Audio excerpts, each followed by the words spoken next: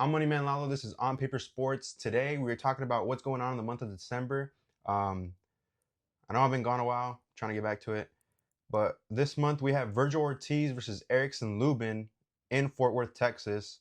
It's a 12 round for Ortiz's WBC junior middleweight title, interim title.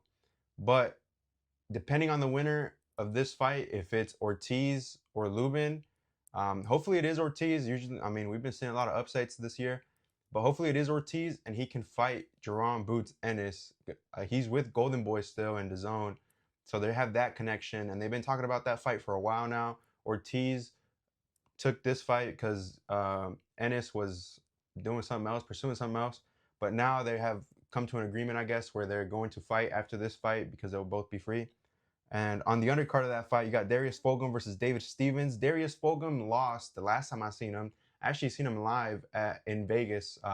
He fought Bek the Bully Melakuziev in Vegas. I was there for that fight because Diego Pacheco's brother, Federico Pacheco, was on the undercard for that one. I believe he was the co-main and he won his fight. It was a 10-round heavyweight fight. But during the main event, which was Fulgham and Melakuziev, like being there live, it was a different thing than seeing the replay. I think the right man won though. Bek the Bully beat Fulgham, but then the next day it was Caleb Plant versus Armando Resendiz, and I seen Fulgham walking into the stadium at the Michelob Ultra at the Mandalay Bay, still in Vegas. His face was all beat up. I mean, of course, he was just in a fight. I didn't ask for a picture or interview or anything. I mean, I just let him be. He was recovering from his fight. He probably had a headache. But yeah, I was there for his last fight. He looked good. He really did. He looked great. But something about Bek to Bully was just, I mean, he was just better that night. You know, hopefully they can run it back because it was a close fight. To me, it was, I want to say it was a 10-round fight. And I really did have it 6-4, 5-5. It could go either way. But the judges saw it in favor of Bek the Bully. But those are the two big fights happening November 8th in Fort Worth, Texas on DAZN. Uh, promoted by Golden Boy. But then November 15th in London on DAZN pay-per-view, we have Chris Eubank Jr. versus Conor Benn 2, 12-round fight, no titles on the line, just out of pure fucking hate that these boys are fighting. The first fight was fireworks, non-stop action, 12 rounds. Hopefully this fight, something can happen with Conor Benn actually getting the win, you know, 1-1, and then they get a trilogy or something. I don't know if you guys would be interested in that. I would love to see a trilogy between the two. But yeah, the first fight was just both slugging it out. Eubank trying to box, Conor Benn pulling Eubank into his type of fight, which is a slugfest, throwing haymakers. Both were exhausted at the end of the 12 rounds. But in the end, Eubank got the win. We'll see what happens this time around. Eubank has some choice words for Conor Benn's promoter, Eddie Hearn, during the press conference. They were making allegations that he was trying to block the ambulance from leaving and getting help for Eubank, getting him to a hospital, something, and then that the weight cut was real bad, that he was losing his toenails and stuff, and then Eddie Hearn just kind of shrugged it off. If the allegations are true, then that just, I mean, this is shady business by Eddie Hearn, you know. I don't know if anybody would want to sign against Eddie Hearn at that point. But yeah, the build-up should be pretty good this week and next week, since it is on the 15th today, Tuesday, November 4th, 11 days out. The build-up should be pretty good leading up to the face-offs, the pressers, and all of that. I expect this to be a real good fight like the first one as well. Other than that, there's a lot of fighters who are not big yet, but they will hopefully get there. This fight is in London. Both boys are British, Chris Eubank and Conor Benn. And then on the 15th in Mexico, in San Luis Potosi, you have Rafael El Divino Espinosa versus Arnold Kegai. And if you know who Rafael used to fight for, that's Top Rank. And he's trained by Marco Antonio Barrera. Or I don't know if he's trained by him, but Marco Antonio Barrera is in his corner. And then the undercard of this fight, I don't know where they're going to stream it, but hopefully I can see it here in the States. You have Emiliano Vargas versus Jonathan Montrell, Richard Torres versus Thomas Salick, and with Rafael, that makes 3 top-ranked fighters that now have to fight. I don't want to say have to, but they're fighting on a network, and that's not going to give them the big name as they were getting at Top Rank. You know what I mean? All because the Top Rank couldn't make that deal with ESPN, and they don't want to move anywhere else. They don't want to make their own network or own streaming service. At the end of the day, I feel like this just hurts Top Rank fighters unless they go fight on DAZN, they go fight with Riyadh Season, They go fight on PBC, which we're seeing a lot of now.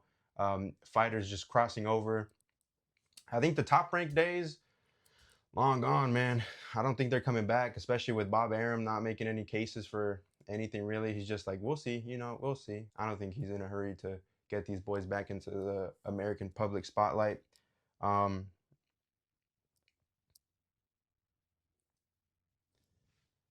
then the week after that in Riyadh, Saudi Arabia, on DAZN pay-per-view, you have David Benavidez versus Anthony Yarde for Benavidez' WBC light heavyweight title. Beterbiev won the first fight between himself and Bivol, so he was undisputed for a minute. And then they fight again.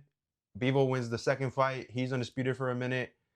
The WBCs and their sanctioning stuff, and then their politics of how they run their belts and their mandatories and this and that. Basically, at the end of the day, they just stripped the Bivol of the WBC belt, handed it down to Benavidez. I don't want to say handed because he did beat Morrell, so he kind of earned it by being interim. He was next in line for it anyways. So he has the WBC title now. And Anthony Yarde will be fighting for that belt in Riyadh. We'll see what happens. Both of these boys have big knockout percentages. Honestly, I want to say we've seen Benavidez. Well, he actually has been knocked down. Yarde has been knocked down as well. We'll see what happens. Both chins have been tested. New weight. This would only be Benavidez' third fight at light heavyweight, I think. He fought Vosdik and then Morrell. I don't think he's fought a third time. So this would be his third fight at light heavyweight, which is 175 pounds, coming up from super middleweight at 168. And then on the undercard of this as well, you have Jesse Bam Rodriguez versus Fernando Daniel Martinez. This shouldn't even be a undercard fight here. This is a type of main event fight. I don't understand. I don't really like when they compress all these big names on one night only, because then it leaves a big drought for the rest of the year. Like we haven't had much for October. I mean, we had Boots, but that was a one-round KO. Other than that, there wasn't much. Guido Vianello, maybe. He was on the same undercard as Boots. Yeah, October was kind of lackluster. And then you have Abdullah Mason versus Sam Noakes for 12 rounds, a vacant WBO lightweight title at 130 pounds. Abdullah Mason, once again, a top-ranked fighter, had to switch sides. I don't know if his contract's up with Top Rank or what's going on there, but he's now with the Saudis. He was, from a long time, he was being looked at. He's a real good fighter too. He gets his knockouts. I mean, Top Rank is the perfect matchmaker. This will be his first fight outside of Top Rank though. And those matchmakers always make their boys look good, right? So now we're going to really see Abdullah Mason be tested with the Saudi matchmaking and the way they run things. We'll see what happens though. I expect Abdullah Mason to go in there, handle business, and come out with a victory. Hopefully at the end, they can make some type of fight with either Keyshawn Davis or any of the 130-pound boys that have a title. And then you have Brian Norman versus Devin Haney for 12 rounds. It's for Norman's WBO welterweight title at 147. So this will be Devin Haney's first fight at 147, because he fought versus Ramirez at 144, I believe, 145, somewhere around there. But this would be his first real fight at 147. New weight. His chin's been tested. His heart's been tested by Ryan. His chin's been tested by everybody else, basically. But I expect him to go in there and use that jab like he used to. Go back to the basics. Don't be fucking running around. Try to actually win points and make an exciting fight. But if he has to run around, then fuck it. It is what it is, as long as he gets the dub. Brian Norman, though, I've seen him, another top-ranked fighter, actually. I've seen him versus Santillan. He sets up these shots to land the left hook, which is what catches Devin Haney. So we'll see how Haney prepares and what his game plan is for not getting hit with the left hook. But I believe Norman is undefeated and Haney is as well. Allegedly, what happened with the Ryan fight. No contest, whatever. And then to open the card, actually, as we mentioned before, Beterbiev and Bivol had their 2 fights. And Bivol being stripped of the WBC title. Arthur Beterbiev is supposed to open the card versus Dean Nicholson for 10 rounds at the light heavyweights. 10 rounds. I don't know why they're doing 10 rounds. They should probably do 12. But Beterbiev is opening the card, and then Haney Norman. And then I haven't heard much noise from Arthur Beterbiev, though. He's on this card where the 2 main event guys, he can have a chance at either one. I mean, he can fight shit, he can fight both. But at the end of the day, I mean, it comes down to really, it just comes down to what Turkey wants and what he's willing to pay for. Really, it just comes down to Turkey and Riyadh season, whatever they're willing to, put, and whatever makes money, whatever makes the most sense. Um, but yeah, that's going on the 22nd in Riyadh. Hopefully, it's a late night show and not an early morning, like 2, 3 p.m. on the West Coast. And then in Birmingham, England, we have the return of Ben Whitaker, who had a fight where he kind of looked a little like he quit. It's the fight where they send the dude over the ropes or between the ropes. Something happened where it was funky, and then they called it a no contest. So then they both turned around, went to the locker rooms, and that was that.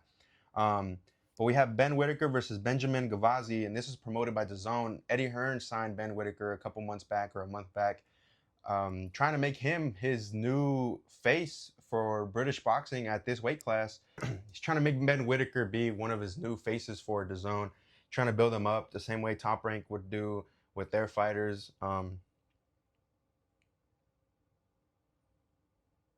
then on the other card of that is just a bunch of lesser known names like 15-0 records. That's it for the month in that's it for the month of November. Actually, we'll see what's up, what happens with these fights. If Haney can pull off the win, if Benavidez can pull off the win versus an aging Yard. Let me know what you guys think or who you guys are rooting for.